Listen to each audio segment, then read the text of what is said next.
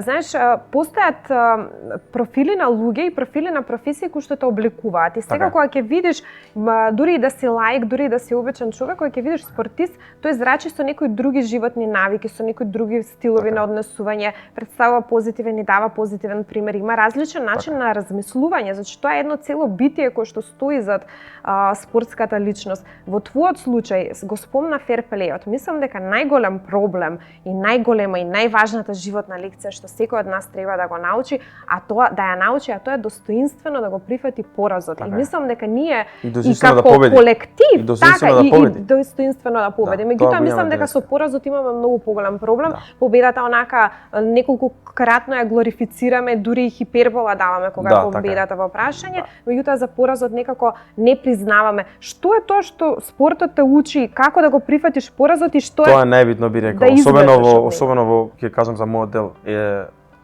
боречки спорт индивидуален. Сам си ти крив, никој друг не ти е крив. Значи тоа е најголемото нешто што треба да се помириш после пораз. Сепак и тој кажи тебе е маж, а денеска е подобриот маж. Значи ти тука кога ги редиш поразите со текот на годините, кога ќе видиш колку порази дали небитно колку се, секој пораз на некој начин, иако не можеш точно да кажеш што ти допринел, да речеме со нареченица, ради овој пораз ја го научим, не. Туку полека и тивко го гради карактерот со тоа што ти гледаш дека не си доволен некогаш за нешто, во некоја ситуација, во некој терен, било каде, на некој ранг, ова што до денеска ти си го правил до денес не е доволно. Би рекол дека во спортот тоа го сретнуваме на многу рани години. Значи, еве да речеме обичниот човек, кога првпат ќе му се каже не, тоа од прилика после вработување, пак ќе го избркаат од работа, пак ќе му речат не си доволен. Во спортот тоа го добиваме на многу рани години. Има селекции веќе од U14 во фудбал, значи под 12 години, по 14, каде што 20-30 спортисти се селектирани од голема толпа на луѓе. Значи, спортистот сам гледа дека нешто не е доволно што прави.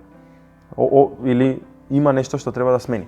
Така да, тоа само градење на карактерот, каде што дознаваме дека дали сме поразени на директен или индиректен начин, ни помага да сме малку пореални и со сами себе, да сме малку поискрени и што кажав, достоинствено и да победиме утре. Бидејќи јас исто така ферплејот ми има научено, не ќам на ниеден друг начин да победам освен на вистинскиот. Значи тоа за мене нема да победа. Ако дали е нешто се случувало и некоја грешка на другиот спортист и победа некоја со дисквалификација и чуда, не се осеќам така кој што би се осекал. Јас сакам да сме двајцата со исти алатки и тука да се докажеме. Не би сакал да имам, не знам, било што малку повеќе од него како предност и ја да го добиам тој меч или утре било каква битка, дали е тоа спорт или не. Ја би сакал да имам некои еднакви услови од прилика и тука да се победи. Така да тоа денеска го гледаме, луѓето сакаат само да успеат по било која цена. Види, упорноста исто е една од карактеристиките што ги спомна на спортистот, дека тој треба да е упорен во поглед на корекција на своите недостатоци за да може да победи. Меѓутоа, во животот ајде тоа да го преведеме. Упорност до кога? Треба ли некогаш да поставиме сами граници и да кажеме добро за ова не ме бива, едноставно не треба да бидам упорен, треба да се обидам во нешто друго или сепак сметаш дека од секое дрвце може да биде свирче, знаеш како се вика народната. Па сега би рекол треба, јас што верувам дека треба некогаш да ги читам и знаците. Има знаци ностоп околу нас. Дали не би рекол денес за денес, али со текот на време добиваме некои знаци. Да знаеме некогаш кога е доста, да знаеме кога да застанеме, да знаеме кога да бутнеме. Така да тоа е една игра на, би рекол, индивидуата сама си ја прави на себе.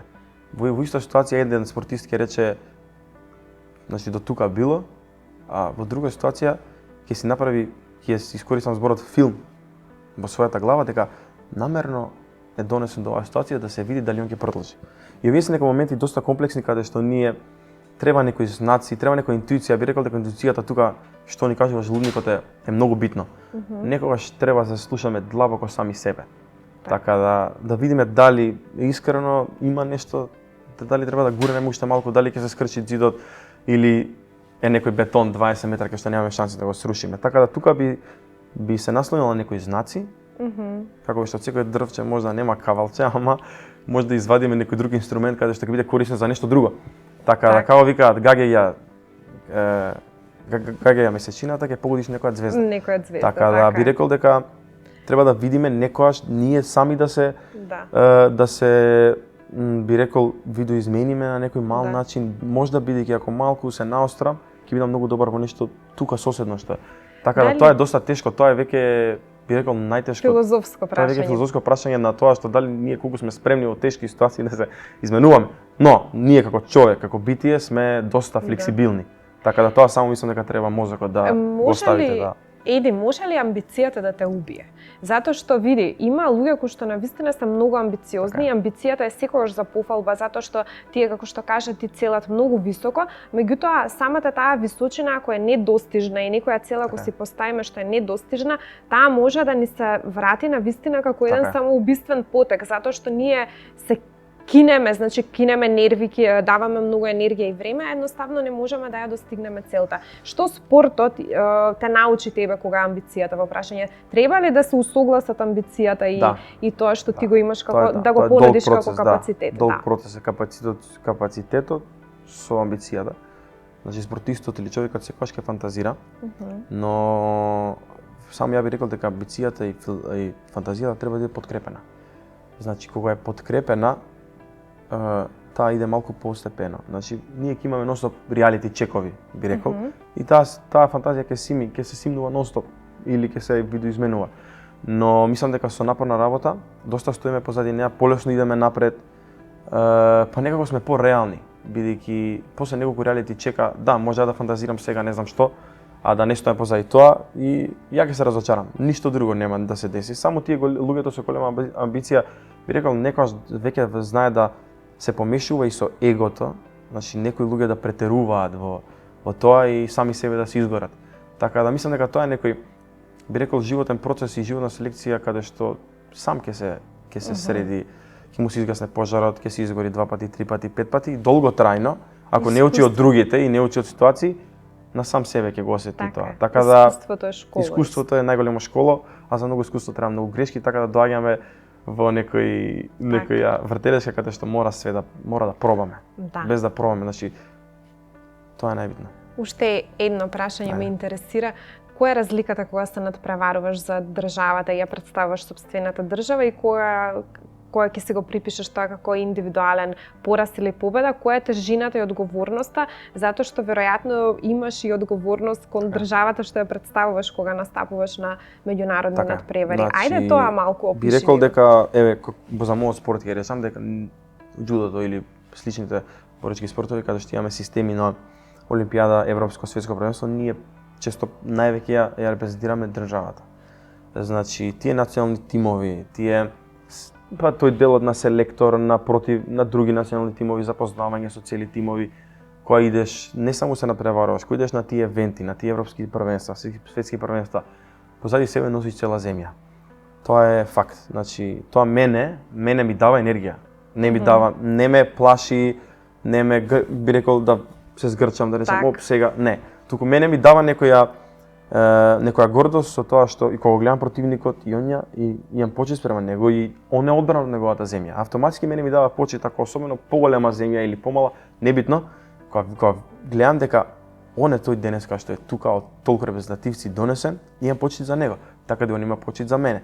Така да самото тоа што и би рекол и дружбата, спортисти, хотели, идеме во секогаш сме сместени во слични места и дури се дружиме, но тоа на репрезентативно ниво, кога ќе го видиш како систем, имаат пример тренери, цели екипи доаѓаат, значи мене ми дава некоја гордост и некоја убава емоција на некои поубави работи. Не е ова политика, не е, значи ова е нешто слично како уметност, спорт. Значи само позитивни, сите се позитивни на тие евенти, кога доаѓа да се репрезентира цела земја, кога они знаат дека се на мисии, дури некогаш и другите малку посериозно го разбираат тоа од нас, би рекол. Имате некој страв кон земјата, знаат дека може да бидат сменети лесно, кај нас конкуренцијата е пониска.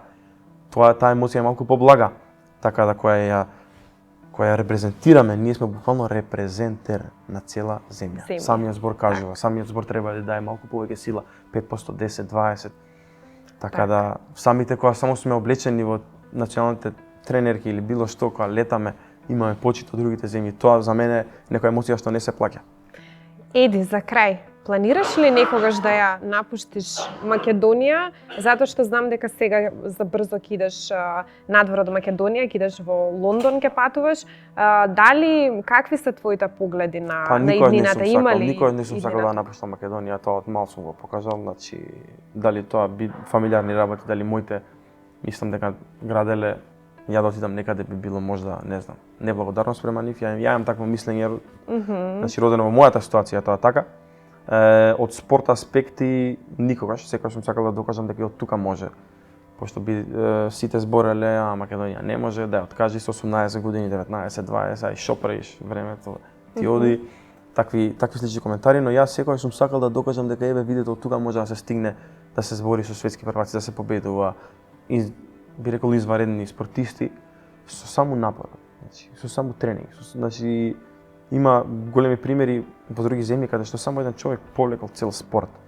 Значи еден човек може да повлече 5000 деца во овие 2-3 години, 10.000 ако е добар модел, ако е добар идол, така да верувам дека еден човек може доста направи ако сака и дека ние треба прво да си оставиме товарот на сами себе, никого да не обвинуваме. Многу е полесно кога сами сме криви за све, бидејќи све е во наши раце.